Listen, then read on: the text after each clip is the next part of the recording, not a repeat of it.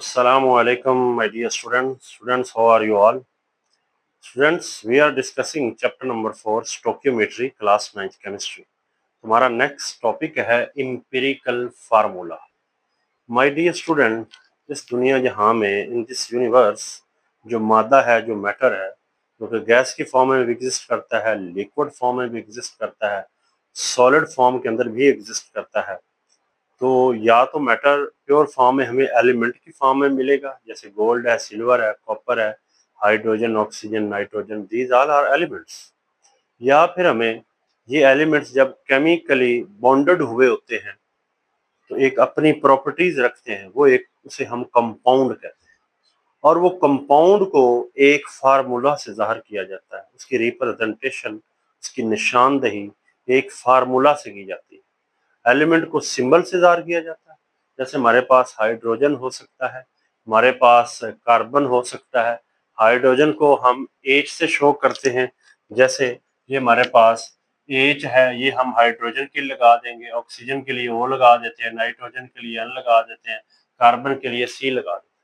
इसी तरह my dear student, जो कंपाउंड्स होते हैं, वो जो कंपाउंड हैं जिसमें एलिमेंट्स केमिकली बॉन्डेड हुए होते हैं, जैसे पानी है हमारे पास, वाटर, उसका फार्मूला H2 है. हमारे पास सल्फ्यूरिक एसिड है, तेजाब है ये एक, इसका फार्मूला H2SO4 है. बेंजीन एक कंपाउंड है, उसका फार्मूला C6H6 है. तो कंपाउंड्स को इस तरह फार्मूला से लिखा जा सकता है. अब ये जो फार्मूला होता है ना, ये इसकी आगे मुख्तलिफ टाइप्स आ जाती है. तो एक टाइप है जिसे माय डियर स्टूडेंट कहते हैं एम्पिरिकल फार्मूला. जो एम्पिरिकल फार्मूला होता है ना, वो जस्ट ये रिप्रेजेंट करता है कि इसमें एटम्स कौन से हैं और उनके अंदर सिंपल रेशो क्या है, सिंपलेस्ट रेशो क्या है. जैसे माय डियर स्टूडेंट, एक कंपाउंड है जो अभी हमने पढ़ा है, उसका नाम है बेंजीन, और उसका केमिकल फार्मूला है C6H6. यानी कि बेंजीन अगर हमारे पास यहाँ पे पड़ी हुई है किसी एक बर्तन के अंदर, तो ये उसके इस तरह के मॉलिक्यूल्स होंगे बेशुमार. उनमें से एक मॉलिक्यूल को हमने पकड़ लिया है और उसका फार्मूला है हमारे पास C6H6. अगर मैं यहाँ कार्बन और हाइड्रोजन की आपस में रेशो का मुवाजना करूं तो 6:6 बनेगा. यानी कि कार्बन 6 है, हाइड्रोजन 6 है. ये जो है ये उसका मॉलिक्यूलर फार्मूला कहलाता है. यानी कि इस फार्मूला के अंदर कार्बन और हाइड्रोजन की जो रेशो है वो 6:6 है. ये जेन्युइन के तौर पे हम देख रहे हैं, एक्चुअल नंबर देख रहे हैं 6:6. ये उसका मॉलिक्यूलर फार्मूला है. लेकिन अगर मैं इस कार्बन हाइड्रोजन रेशो को सिंप्लीफाई करता हूँ, कैंसिल करके मेरे पास 1:1 बन जाएगा. इसका मतलब ये हुआ कि ये दो एटम थे, एक कार्बन का था, एक हाइड्रोजन का था, इस कंपाउंड के अंदर जिसका नाम है बेंजीन है. बेंजीन के अंदर दो एटम है, कार्बन और हाइड्रोजन, लेकिन वो कार्बन की तादाद भी 6 है, हाइड्रोजन की तादाद भी 6 है. एक्चुअल नंबर वाला मॉलिक्यूलर है. और ये जो सिंपल फॉर्म है, ये सिंपलेस्ट रेशो है, सादा तरीन हालत में ये नंबर की रेशो है, जिसे हम होल नंबर भी कह रहे हैं. 1 एक होल नंबर में से आता है. तो ये जो रेशो है ये सिंपलेस्ट रेशो है एटम्स के बीच में, एटम्स के दरमियान में. और ये एटम किसके होंगे? उस कंपाउंड के होंगे. तो जो सिंपलेस्ट रेशो वाला फार्मूला होता है माय डियर स्टूडेंट, एटम्स के दरमियान या आयंस के दरमियान, उसे हम एम्पिरिकल फार्मूला कहते हैं. जैसे माय डियर स्टूडेंट, ग्लूकोज है हमारे पास, ये एक कार्बोहाइड्रेट्स है जिसका फार्मूला होता है C6H12O6. यानी कि इसके अंदर इस कंपाउंड के अंदर तीन मेन एटम है, कार्बन है, हाइड्रोजन है और ऑक्सीजन है. कार्बन की जो यहाँ पे तादाद है वो 6 है, हाइड्रोजन की 12 है और ऑक्सीजन भी 6 है. अगर हम ये 6 कार्बन, 12 हाइड्रोजन और ये जो 6 ऑक्सीजन है, ये इसका मॉलिक्यूलर फार्मूला कहलाएगा, MF, मॉलिक्यूलर फार्मूला. लेकिन अगर हम इसे सिंपलीफाई करते हैं, कैंसल आउट करते हैं, ये 1 आ जाएगा, ये हमारे पास 2 आ जाएगा और ये हमारे पास 1 आ जाएगा. अब ये सिंपलेस्ट होल नंबर रेशो आ गई एटम के दरमियान. ये 1 इस कार्बन के लिए, ये 2 हाइड्रोजन के लिए और ये 1 इस ऑक्सीजन. अगर हम इसको सिंपलीफाई करके लिखेंगे तो CH2O बन जाएगा.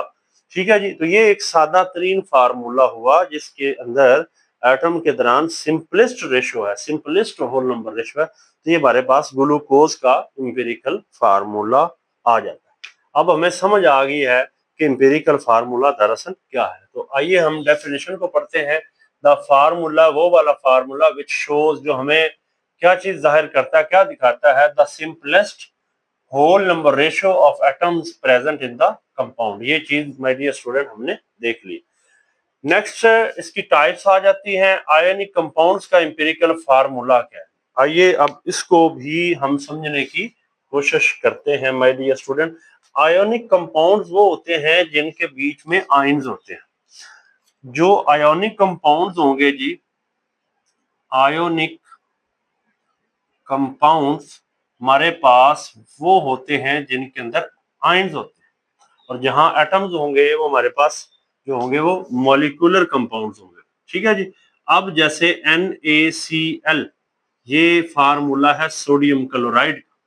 इसमें सोडियम के ऊपर यहाँ पे पॉजिटिव चार्ज था, क्लोरीन के ऊपर नेगेटिव चार्ज था। अब इनके अंदर आयंस की रेशो देखी जाती है। पॉजिटिव आयन की रेशो 1 है, नेगेटिव आयन की भी रेशो 1 है। इसी तरह हमारे पास कैल्शियम क्लोराइड है, CaCl2। यहाँ कैल्शियम के बीच में जो रेशो है 1 है, और जो क्लोरीन है इसकी रेशो 2 है। कैल्शियम के ऊपर यहाँ पे +2 चार्ज आता है, क्लोरीन के ऊपर -1 आता है, और ये 2 है। तो अब यहाँ पे 1:2। तो याद रखना, जो आयनिक कंपाउंड होते हैं जिसमें ये पॉजिटिव नेगेटिव आयन जिन कंपाउंड्स के अंदर होते हैं, उनका जो है वो आयनिक ही उसका उसका इंपेरिकल फार्मूला ही हम देखते हैं। जितने आयनिक कंपाउंड है दे शो ओनली इंपेरिकल फार्मूला। और वहां जो सिंपलेस्ट होल नंबर रेशो देखी जाती है माय डियर स्टूडेंट, वो उनके अंदर आयंस को ही लिया जाता है। आयंस के दरमियान वो जो सिंपलेस्ट रेशो है वो ली जाती है। नेक्स्ट है कोवेलेंट कंपाउंड, जो हमने शुरू में देख लिए थे। जैसे ग्लूकोज है हमारे पास, उसकी एग्जांपल ली है, बेंजीन ली है, और एक हम ले लेते हैं हाइड्रोजन पर ऑक्साइड। हाइड्रोजन पर ऑक्साइड माय डियर स्टूडेंट एक कंपाउंड है। ये भी अपने अंदर एक इंपेरिकल फार्मूला रखता है। इसका फार्मूला है H2O2। और इधर अगर आप रेशो देखो हाइड्रोजन और ऑक्सीजन की, तो आती है 2:2। अगर इसे सिंपलीफाई करते हैं तो 1:1 है। अब ये जो HO है, ये हाइड्रोजन पर ऑक्साइड का हमारे पास इंपेरिकल फार्मूला आ जाएगा। जिनके अंदर कोवेलेंट बॉन्ड होता है उन्हें हम कोवेलेंट कंपाउंड्स कहते हैं, और जिनके अंदर आयोनिक बॉन्ड होता है उन्हें हम आयोनिक कंपाउंड कहते हैं।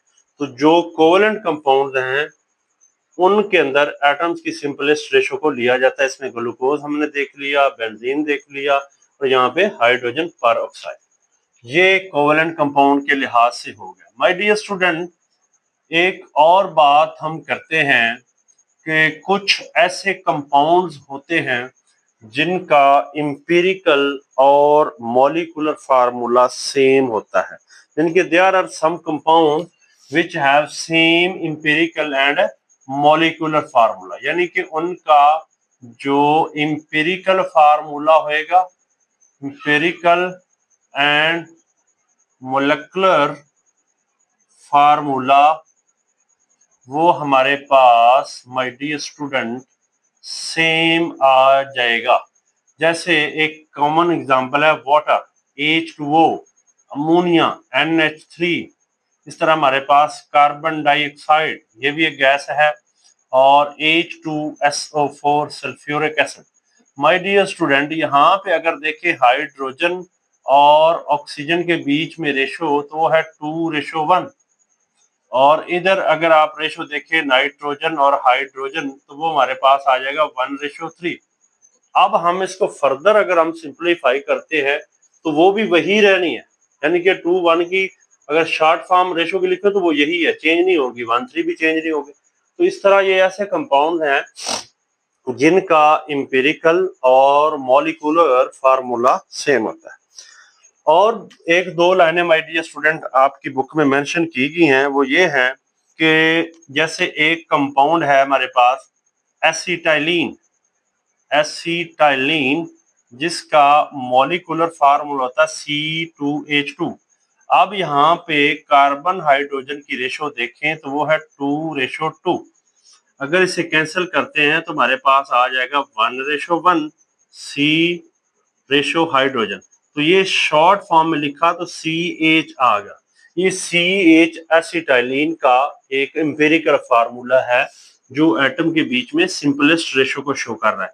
इसी तरह पहले भी हमने देख लिया है, एक कंपाउंड है बेंजीन और उसका जो केमिकल फार्मूला है या मॉलिक्यूलर फार्मूला है वो C6H6। यहाँ पे कार्बन और हाइड्रोजन की रेशो को देखते हैं अगेन तो 6:6 आएगा।